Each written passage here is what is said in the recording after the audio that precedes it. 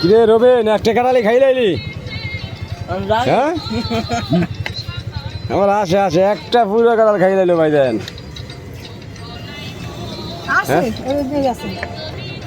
খাই কি খোদে আমার দিবি না এক গল্লা হ্যাঁ খাই কাম রে দেখেন ভাই খাই কাম নয় যে একটা খাইতে না আমার খাই খাইতে গলায় বাজে না খাইতে আরে কেন করলেন আসলে কাতলা খাওয়া খুব ভালো পুষ্টিকর জিনিস খাও খাইয়ে হজম করতে পারলে বা